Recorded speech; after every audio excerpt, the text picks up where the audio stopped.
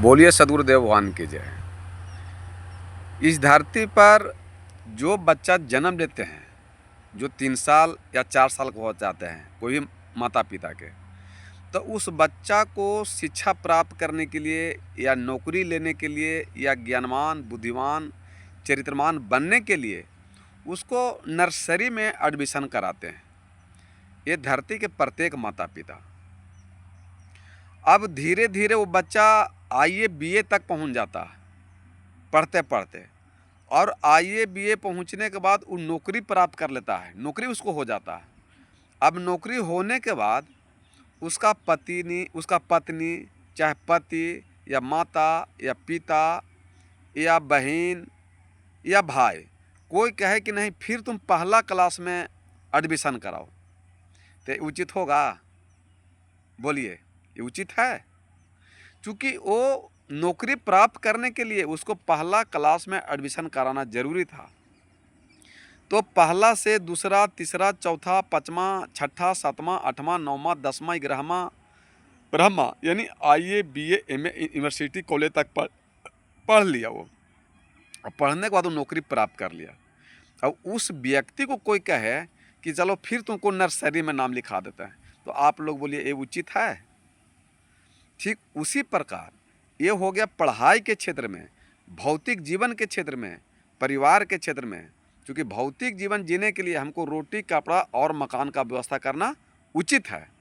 अब आइए भक्ति के क्षेत्र में, तो परम तत्व परमात्मा को प्राप्त करने के लिए जो परम तत्व परमात्मा हैं उनको प्राप्त करने के लिए हमको शुरू में मंदिर जाना, यज्ञ करना, तप करना, पूजा करना, पाठ कराना, सत्यनारायण भगवान का कथा कराना, कुंभ मेला में जाना या और कहीं भी तीर्थ है जाना, या तुलसी के पेड़ में पानी देना, या घर के पूजा रूम में पूजा पाठ करना, तो वो करता है शुरू में स्टार्ट में।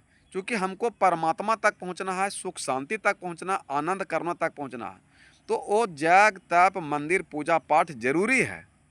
और धीरे धीरे पूजा पाठ करते करते करते करते जब आदमी परम तत्व परमात्मा तक पहुंच जाता है, आत्मा तक पहुंच जाता है, परमात्मा की भक्ति करने लगता है, सत्य का भक्ति करने लगता है, अनुभव की भक्ति करना लगता है, तो वहाँ पर नीचे का पढ़ाई फिर छूट जाता है, यानी नीचे का पूजा पाठ व्रत सब छूट जाता है।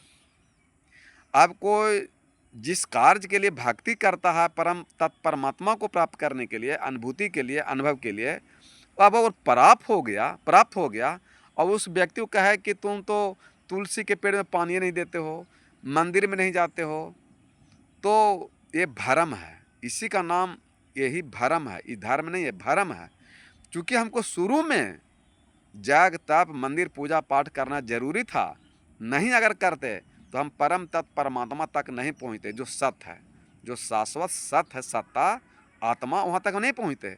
जो शाश्वत सत्य आत्मा तक पहुँच गया उसको कोई कहे कि फिर तू नीचे मने तुलसी में पानी दो, तुलसी के पेड़ में पानी दो, जग करो, तप करो, पूजा पाठ करो, तो उचित नहीं है। तो सदगुरु कबीर साहब के पास जो पहुँचता वो तो PhD के पढ़ाई करते हैं। आई जो है पहला दूसरा के क्लास में पूजा पाठ है, तो जो PhD पढ़ाई कर लेगा उनको तर जा करके वो फिर नीचे क्लास में कैसे आएगा? लेकिन आज ये पूरे धरती पर जो भी साधु संत महात्मा हुए, जो ज्ञान प्राप्त किए, अनुभव प्राप्त किए, उनके माता पिता पति पत्नी यही कहते हैं कि एक तुलसी के पेड़ में तो पत्ता में आप पानी देवे नहीं करते हैं, अब भजन कुछ ही कीजिएगा। तो हमको कोठा पर चढ़ने के लिए सीढ़ी पर चढ़ना जरूरी है। क्योंकि हमको कोठा पर चढ़ना है, तो जब तक हम सीढ़ी पर नहीं चढ़ेंगे कोठा पर नहीं चढ़ सकते हैं। उसी प्रकार भक्ति के क्षेत्र में हमको जग तप पूजा पाठ करना है सीढ़ी ऊपर चढ़ने के लिए, और जब हम परम तत्व परमात्मा ऊपर तक पहुंच जाएंगे तो फिर नीचे पूजा पाठ जग तप सब छूट जाता है। अगर आपकी पूजा पाठ व्रत उपवास नहीं छूटा है, इससे मतलब है कि आपको परम तत्व परमात्मा नहीं मिले हैं। तो आपको नहीं मिले हैं भगवान ईश्वर परमात्मा, तो दूसरा की निंदा शिकायत करिएगा, दूसरा को छोड़ देगा पूजा पाठ, दूसरों को एक तुलसी के पेड़ में पानी नहीं देते हो।